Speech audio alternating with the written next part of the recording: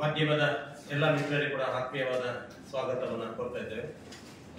ಭಜನಾ ಪರಿಷತ್ತು ಪುತ್ತೂರು ತಾಲೂಕು ಮತ್ತು ಪುತ್ತೂರಿನ ವಿವಿಧ ಹಿಂದೂಪರ ಸಂಘಟನೆಗಳು ಮತ್ತು ಭಜಕರ ನೇತೃತ್ವದಲ್ಲಿ ಇದೇ ಬರುವ ನವೆಂಬರ್ 24ರಂದು ಭಜಕರ ಸಮಾವೇಶವನ್ನು ಪುತ್ತೂರಿನಲ್ಲಿ ಆಯೋಜಿಸಿದ್ದೇವೆ.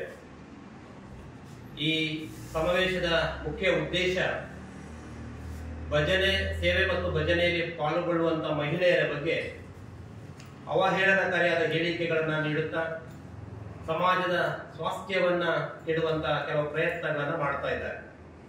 ಇವರ ಬಗ್ಗೆ ಸೂಕ್ತವಾದ ಕಾನೂನು ಕ್ರಮಗಳನ್ನ ಕೈಗೊಳ್ಳಬೇಕು ಅನ್ನುವ ನಿಟ್ಟಿನಲ್ಲಿ ನಾವು ಭಜನಾ ಸಂಕೀರ್ತನೆಯ ಮೂಲಕ ಪುತ್ತೂರು ದರ್ಬೆ ವೃತ್ತದಿಂದ ನವೆಂಬರ್ 24ನೇ ತಾರೀಕಿಗೆ ಬೆಳಿಗ್ಗೆ 8 ಗಂಟೆಗೆ ಮೆರವಣಿಗೆಯನ್ನು ಹೊರಟು ಪುತ್ತೂರು ಮಾಲಿಂಗೇಶ್ವರ ದೇವಸ್ಥಾನಕ್ಕೆ ಬಂದು ಅಲ್ಲಿ ಸಾಮೂಹಿಕವಾಗಿ ದೇವರಲ್ಲಿ ಒಂದು ಪ್ರಾರ್ಥನೆಯನ್ನು ಗೈದು ಭಜನೆಯ ಸೇವೆ ಏನುಂಟು, ಅದೇ ರೀತಿ ಮಹಿಳೆಯರು ಯಾರಿದ್ದಾರೆ ಇದರ ಬಗ್ಗೆ ಯಾರು ಇವತ್ತು ಅವಹೇಳನಕಾರಿ ಹೇಳಿಕೆಗಳನ್ನ ಕೊಡುತ್ತಿದ್ದಾರೆ ಅವರಿಗೆ ಭಗವಂತ ಒಂದು ಸದ್ಬುದ್ಧಿಯನ್ನ ಕೊಡ್ಲಿ, ಮುಂದೆ ಇದರ ಬಗ್ಗೆ ಯಾರು ಕೂಡ ಕೆಟ್ಟ ರೀತಿಯಲ್ಲಿ ಈ ಒಂದು ಬಹಳ ಪ್ರಾಚೀನ ಸಂಸ್ಕೃತಿಯಲ್ಲಿರುವಂತಹ ಭಜನಾ ಸೇವೆ ಬಗ್ಗೆ ಕೆಟ್ಟ ವಿಚಾರಗಳನ್ನ ಬಾರದ ರೀತಿಯಲ್ಲಿ ಆ ಭಗವಂತ ಅವರಿಗೆ ಒಂದು ಬುದ್ಧಿಯನ್ನ ಕೊಡ್ಲಿ ಅನ್ನುವಂತ ನಿಟ್ಟಿನಲ್ಲಿ ದೇವರಲ್ಲಿ ಪ್ರಾರ್ಥಿಸಿ ಬಳಿಕ ಪುತ್ತೂರು ನಟರಾಜ ಮಾಲಿಂಗೇಶ್ವರ ದೇವಸ್ಥಾನದ ನಟರಾಜ ವೇದಿಕೆಯಲ್ಲಿ ಭಜಕರ ಸಮಾವೇಶ ನಡೆಯಲಿಕ್ಕಿದೆ. ಈ ಒಂದು ಸಮಾವೇಶದಲ್ಲಿ ವಿಜಯ ಕಾಲೇಜಿನ ಸಹ ಪ್ರಾಧ್ಯಾಪಕರಾದ ಶ್ರೀಮತಿ ಅರಿಣಿ ಪುತ್ರಯರು ಮತ್ತು ಮಾನಿಲದ ಮೋಹನ್ ದಾಸ್ ಸ್ವಾಮೀಜಿಯವರು ಭಜಕರನ್ನ ಉದ್ದೇಶಿಸಿ ಮಾತಾಡಲಿಕ್ಕಿದ್ದಾರೆ.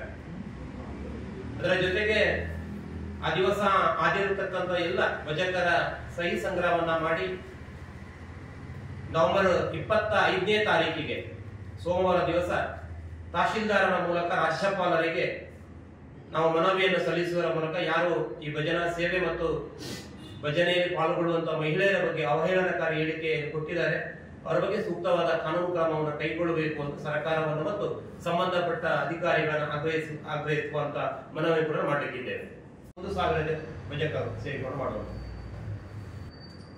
ಅದು ಉತ್ತರ ವಿರುದ್ಧವಲ್ಲ, ಬೇರೆ ಸ್ಟೇಟ್ಮೆಂಟ್ ಕೊಟ್ಟು ಒಬ್ಬರಲ್ಲ ಅವರ ವಿರುದ್ಧವೇ ಅಲ್ಲ, ಅವರಿಗೆ ಸಪೋರ್ಟ್ ಮಾಡಿದವರು.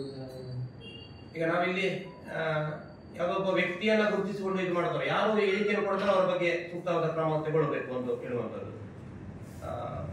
ಇದು ಹಿಂದೆ ಕೊಟ್ಟವರು ಇರ್ಬೋದು ಅಥವಾ ಹಿಂದೆ ಮುಂದೆ ಕೂಡ ಅಂತ ಇದಾದ್ರೆ ಆಗಬಾರ್ದು ಅಂತ ಹೇಳಿ ವಿಷಯ ಆಧಾರಿತ ನಾವು ಮೆರವಣಿಗೆ ಹೊರಡುವಾಗ ಯಾವುದೇ ಘೋಷಣೆಗಳು ಪರ ವಿರುದ್ಧ ಏನು ಹಾಕ್ಲಿಕ್ಕಿಲ್ಲ. ನಾವು ಭಜನಾ ಸಂಕೀರ್ತನೆಯಲ್ಲಿ ಬರುವುದು, ಭಜನಾ ಸೇವೆ ಮಾಡಿಕೊಂಡೇ ಬರುವುದು, ಭಜನಾ ಸೇವೆ ಕುಣಿತ ಭಜನೆ ಆ ಭಜನೆ ಮೂಲಕ ಬರುವಂತದ್ದು ಬಂದು ಮತ್ತೆ ಮಾಲಿಂಗೇಶ್ವರ ದೇವಸ್ಥಾನದಲ್ಲಿ ಕಾರ್ಯಕ್ರಮಗಳನ್ನು ಆಯೋಜಿಸುತ್ತೆ. ಕ್ರಿಯೆಯ ಮೂಲಕ ಪ್ರಕ್ರಿಯೆ ಅದೇ ನಮ್ಮ ಕ್ರಿಯೆ ಮೂಲಕ ಪ್ರಕ್ರಿಯೆ. ಯಾಕಂದ್ರೆ ಇನ್ನೊಬ್ಬರ ಅಂತ ಹೇಳಿಕೆಗಳನ್ನ ಪುರಾತನ ಸಂಸ್ಕೃತಿ ಅದು ಒಂದು ಒಳ್ಳೆ ಹಿನ್ನೆಲೆ ಉಂಟು. ಈಗ ಈ ಮಕ್ಕಳನ್ನು ಇವತ್ತು ಕಳಿಸ್ತಾ ಇದ್ದಾರೆ ಭಜನಾ ಸೇವೆಗೆಲ್ಲ. ಈ ಕೆಲವು ಪೇರೆಂಟ್ಸ್ ಇಂತ ಎಲ್ಲ ಅವಹೇಳನ ಕೇಳಿದ್ರೆ ಅದೊಂದು ಭಯ ಆಗ್ತದೆ, ಈಗ ಆಗಿರ್ಬೋದು ಇಂಥ ಘಟನೆಗಳು ಅಂತ. ಅಂದ್ರೆ ಅದನ್ನು ಒಂದು ಯುವಕರಿಗೆ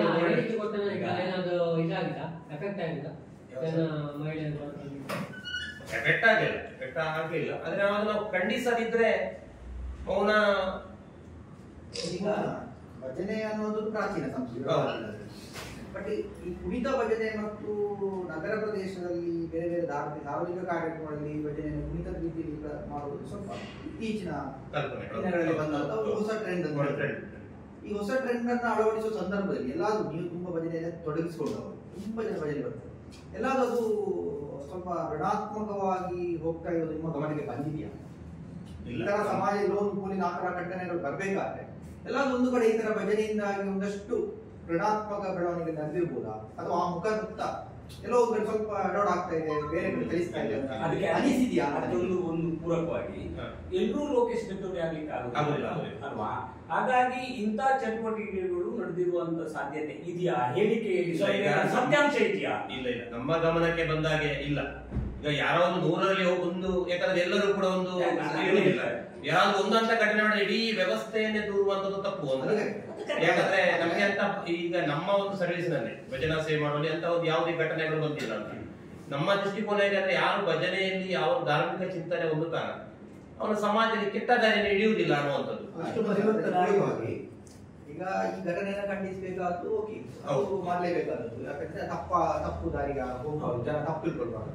ಅದರ ಜೊತೆಗೆ ನೀವು ಇಷ್ಟು ಸಮಯದಿಂದ ಭಜನೆಯನ್ನು ದೊಡ್ಡ ಮಟ್ಟದ ಭಕ್ತಿ ಆಂದೋಲನವಾಗಿ ಮಾಡ್ತಿರೋ ಸಂದರ್ಭದಲ್ಲಿ ಎಲ್ಲಾದ್ರೂ ಒಂದು ಕಡೆ ಕೂತು ಭಜನೆ ದಾರಿ ತಪ್ಪಬಾರದು. ಯಾಕಂದ್ರೆ ದೊಡ್ಡ ಸಂಖ್ಯೆಯಲ್ಲಿ ಹೆಣ್ಣುಮಕ್ಕಳು ಮಹಿಳೆಯರು ಭಜನೆಯಲ್ಲಿ ತೊಡಗಿಸಿಕೊಳ್ಳುತ್ತಾರೆ. ಸಾರ್ವಜನಿಕವಾಗಿ ಆಯಾ ಊರಿನ ಭಜನಾ ಮಂದಿರ ದೇವಸ್ಥಾನ ತೊಡಗಿಸಿಕೊಳ್ಳೋ ಕಾರಣ ಭವಿಷ್ಯದಲ್ಲೂ ಈ ಭಜನೆ ರೀತಿಯಲ್ಲಿ ದಾರಿ ತಪ್ಪಬಾರದು ಅನ್ನೋ ರೀತಿ ನಿಮ್ಮೊಳಗೆ ಒಂದು ಚಿಂತನೆ ಮಾಡ್ತಾ ಇದೆಯಾ?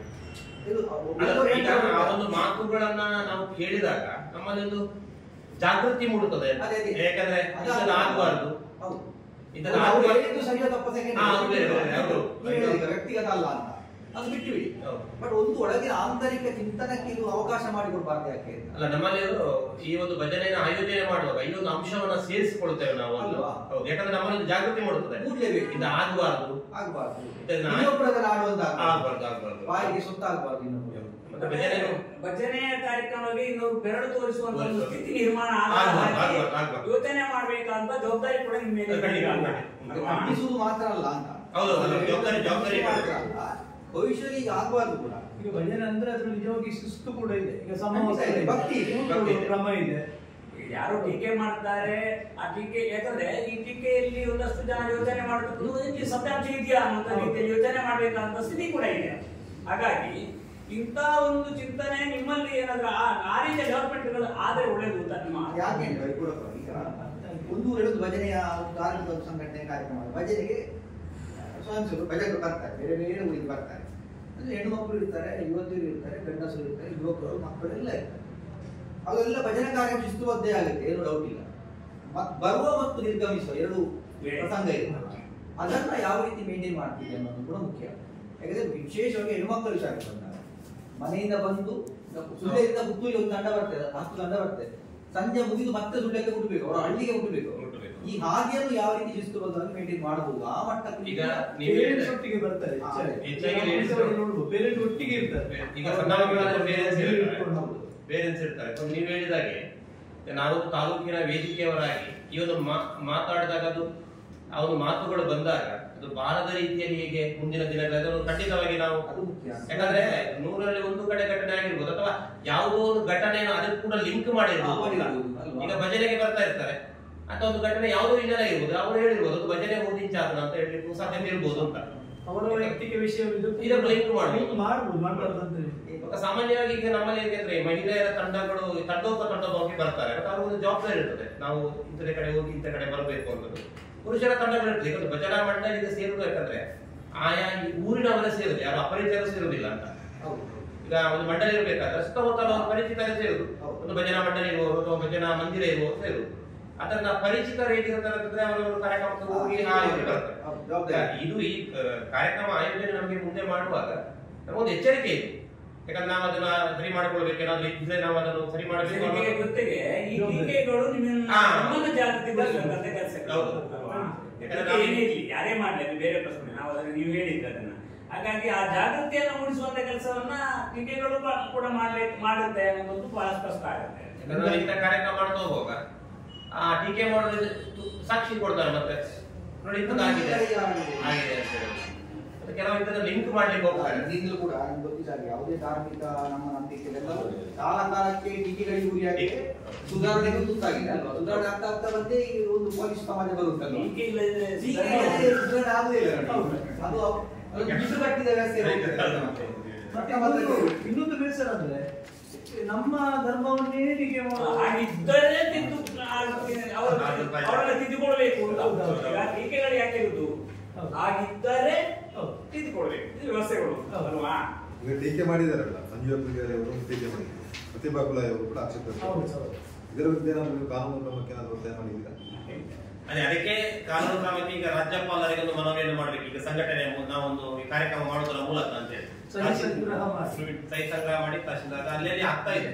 ವಿಟ್ಲದಲ್ಲಿ ಕಾರ್ಯಕ್ರಮಕ್ಕೆ 1,000 ಜನ ಸೇರ್ತಾರೆ, ಅವರೆಲ್ಲರ ಸಹಿಯನ್ನು ನಾವು ಸಂಗ್ರಹ ಮಾಡಿ ಮರುದಿನ ನಮ್ಮ AC ಅವರ ಮೂಲಕ ಅದನ್ನು ನಾವು ರಾಜ್ಯಪಾಲರಿಗೆ ಕೊಡುವಂತಹ ಅವರ ಮೇಲೆ ಸೂಕ್ತ ಕ್ರಮ ಕೈಗೊಳ್ಳಬೇಕಂತ ನಾವು ವಿನಂತಿ ಮಾಡ್ತೇವೆ. ಈ ರಸ್ತೆಗಳಲ್ಲಿ ಕುಣಿತ ಭಜನೆ ಮಾಡ್ತಾರೆ ಅಂದ್ರೆ ಇದಕ್ಕೆ ಹೊಸ ಬೆಳವಣಿಗೆ, ಇದು ಒಳ್ಳೆ ಬೆಳವಣಿಗೆ ಅಂತ ಅನಿಸ್ತದ? ಕೆಲವು ಕಡೆ ರಸ್ತೆಗಳಲ್ಲಂದ್ರೆ ಅದೊಂದು ಯಾವುದೋ ಒಂದು ಧಾರ್ಮಿಕ ಕಾರ್ಯಕ್ರಮ, ಚೌಕ್ ಇರ್ಬೋದು, ಅಸ್ತಂಗ್ ಇರ್ಬೋದು, ಆ ಕಾರ್ಯಕ್ರಮಕ್ಕೆ ಈ ಡಿಜೆಗಳಿಗಿಂತ ಸುಮ್ಮನೆ ಕುರಿತುಪಡಿಸಿದ್ರೆ ಭಜನೆ ಹಾಕ್ಬೋದು ಅನ್ನುವಂಥದ್ದು ಹೇಳುವಂಥದ್ದು. ಕೆಲವು ಕಡೆ ಏನಾಗ್ತದೆ, ಈ ಭಜನೆ ಅನ್ನುವಂಥದ್ದು ಕೂಡ ಸ್ವಲ್ಪ ವ್ಯಾಪಾರಿಗಳಿಗೆ ಹೋಗ್ತಾ ಇದೆ, ಇಲ್ಲ ಅಂತ ಹೇಳೋದಿಲ್ಲ ನಾವು. ಅಲ್ಲ, ಒಂದು ಟಿವಿ ಕಟ್ಟಿಕೊಂಡು ಬೀದಿಗೆ ಬಿಡಬಾರ್ದು. ಅಲ್ಲ, ಬೀದಿ ಬಿಡಬಾರ್ದು. ಅಲ್ಲಲ್ಲ, ಈಗ ನಮ್ಮಲ್ಲಿ ಚೌತಿ ಆಗ್ತದೆ, ಗಣೇಶೋತ್ಸವ ಆಗ್ತದೆ, ಗಣಪತಿ ನಾವು ಬೀದಿಗೆ ಹೋಗೋದಂತ ಆ ಮೆರವಣಿಗೆಯಲ್ಲಿ ಒಟ್ಟಿಗೆ ಹೋಗುವಂತ ಡಿಜೆ ಹೃದಯಕ್ಕೆ ಬಡಿಯುವ ಡಿಜೆಗಿಂತ ಭಜನೆ ಪ್ರಜ್ಞೆ ಮೂಡಿಸಿ ನಾವು ಪುತ್ತೂರಲ್ಲಿ 2 ಕಾರ್ಯಕ್ರಮಗಳನ್ನು ನೋಡಿದ್ದೇವೆ. ಮೊನ್ನೆ ಶಾರದೋತ್ಸವದ್ದು ಕೂಡ ಆಗಿ ಅದೆಲ್ಲ ಚೆನ್ನಾಗಿ ಮುಡಿಯುವಂತೆ ಅಲ್ಲಿ ಭಜನೆಗಳಲ್ಲಿ ನಮ್ಮ ಫೋಟೋ ವೈದ್ಯ ಗಿಲ್ಲವೈದ್ಯರ ಗಣಪ ಕೊಡುವಾಗ ಭಜನೆಗಳು ತುಂಬಾ ಚಿಕ್ಕ ಮಕ್ಕಳಲ್ಲಿ ತುಂಬಾ ಇದಾಗಿದೆ. ಡಿಜೆಯಲ್ಲಿ ಸಿನಿಮಾ ಹಾಡುಗಳೇ ಡಿಜೆ ಸಿನಿಮಾ ಹಾಡು ಹಾಕಿ ಕುಣಿಯುವುದು. ಹೌದಲ್ಲ, ಬರೇ ಕುಣಿದ್ರೆ ಆಗ್ಬೋದು. ಡಿಜೆಯಲ್ಲಿ ಸರಿ ಕುಣಿತ ಬೇರೆ ಕುಣಿತವನ್ನ ವೀಕ್ಷಣೆ ಮಾಡುವ ಹಾಗೆ ಈ ಕುಣಿತಗಳು ಮತ್ತೆ ಭಜನೆ ಕುಣಿತಗಳು ಬೇರೆ ಬೇರೆ ರೀತಿಯ ಶೈಲಿಗಳಿರ್ತದೆ, ಆಗಬಾರ್ದು ಅಂತ ಅಲ್ವಾ? ಭಜನೆ ಕೂಡ ನಾಳೆ ಡಿಜೆ ಹಾಗೆ ಪರಿವರ್ತನೆ ಆಗಬಹುದು. ಈಗ ನಮಗೆ ಒಂದು ಸ್ಪಷ್ಟ ಸಂದೇಶ ಕ್ಷೇತ್ರದಲ್ಲಿ ಕೂಡ ನಮ್ಮ ಭಜನಾ ಪರಿಷತ್ ಇದೆ. ಮಕ್ಕಳನ್ನ ಹೆಚ್ಚು ಉಪಯೋಗ ಮಾಡಬೇಕು, ಅಲ್ಲಿ ಮಾತ್ರ ಉಪಯೋಗ ಮಾಡಬೇಕು. ಅವ್ರ ಎಜುಕೇಶನ್ ತೊಂದರೆ ಆಗಬಾರ್ದು. ಮಕ್ಕಳು ಇವತ್ತು ಟೀಮ್ ಕಟ್ಟಿದ್ರಿ, ಅಲ್ಲಲ್ಲಿ ಭಜನೋತ್ಸವ ಮಾಡ್ತಾ ಇದ್ದಾರೆ. ಅಲ್ಲೊಂದು ಮಕ್ಕಳ ಎಜುಕೇಶನ್ ತೊಂದರೆ ಆಗಬಾರ್ದು. ಮಕ್ಕಳು ಬರ್ತಾ ಇದ್ದಾರೆ, ಯಾಕಂದ್ರೆ ಮಕ್ಕಳು ಸ್ವಲ್ಪ ಇದ್ದಾರೆ, ಎಲ್ಲ ರೆಡಿಯಾಗಿರ್ತಾರೆ ಅಂತ, ದೊಡ್ಡವರಾದ್ರೂ ಸ್ವಲ್ಪ ಬೇರೆ ಜವಾಬ್ದಾರಿ ಇರ್ತದೆ ಅವರಿಗೆ. ಅದಕ್ಕೋಸ್ಕರ ಕ್ಷೇತ್ರದಲ್ಲಿ ಕೂಡ ಸ್ಪಷ್ಟ ಸಂದೇಶ ಮನೆ ಕೊಟ್ಟಿದ್ದಾರೆ ನಮಗೆ. ಯಾಕಂದ್ರೆ ಮಕ್ಕಳನ್ನ ಉಪಯೋಗ ಮಾಡುವಲ್ಲಿ ನಾವು ಲಿಮಿಟ್ ಇರಬೇಕು. ಸಾವಿರ ಕಣ್ಣುಗಳು ಕೂಡ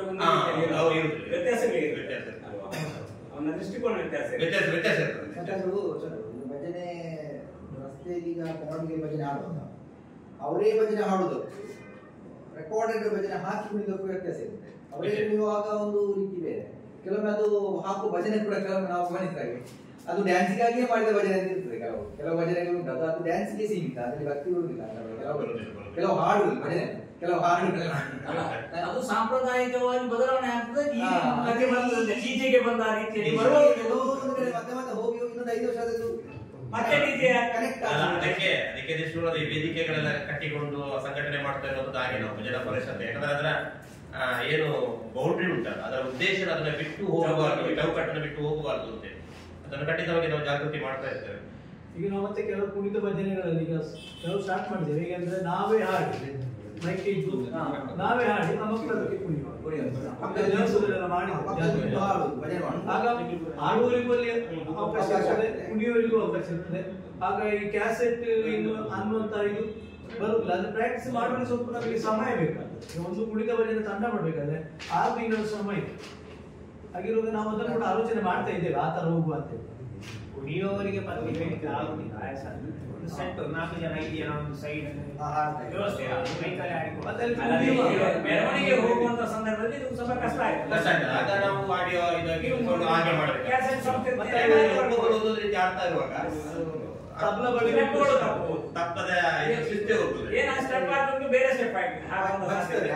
ಮೆರವಣಿಗೆ ದೀರ್ಘ ಇದ್ರೆ ನಾವು ಹೇಳೋದು ಕೇಳುವುದಿಲ್ಲ. ನಾವು ಅದನ್ನೇ ನಮ್ಮ ವಾದ ಇರೋದು ಆ ಮೆರವಣಿಗೆಗಳಲ್ಲಿ ಆದಷ್ಟು ಇಂಥದ್ದು ಕಡಿಮೆ ಆಗಲಿ ಏನು. ಜನ ಮಂದಿರಗಳೆಲ್ಲ ರೆಕಾರ್ಡಿಂಗ್ ಮಾಡೋ ಇದ್ದಿಲ್ಲ, ಅವರವರೇ ಇದು ಮಾಡಬೇಕು. ಮೆರವಣಿಗೆಗಳಲ್ಲಿ ಸ್ವಲ್ಪ ಕಡಿಮೆ ಆದ್ರೆ ಒಳ್ಳೇದು.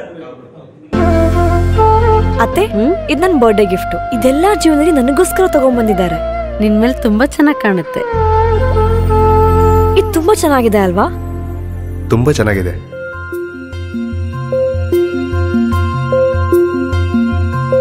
It will look really good on you. Amma? Huh? Mother is always son's first love.